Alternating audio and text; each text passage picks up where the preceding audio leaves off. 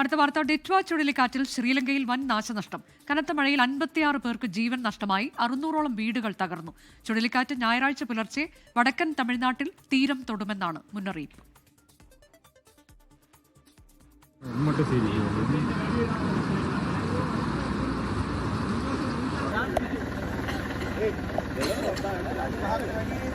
ശ്രീലങ്കയിൽ കനത്ത മഴ തുടരുകയാണ്. 56 പേർ മരിച്ചു, 21 പേരെ കാണാതായി. മണ്ണിടിച്ചിലിൽ 600ഓളം വീടുകൾ തകർന്നു. സർക്കാർ ഓഫീസുകളും സ്കൂളുകളും അടച്ചിട്ടു. 20,500 സേനാംഗങ്ങൾ രക്ഷാപ്രവർത്തനത്തിനുണ്ട്. രാജ്യത്ത് റെഡ് അലേർട്ട് പ്രഖ്യാപിച്ചു.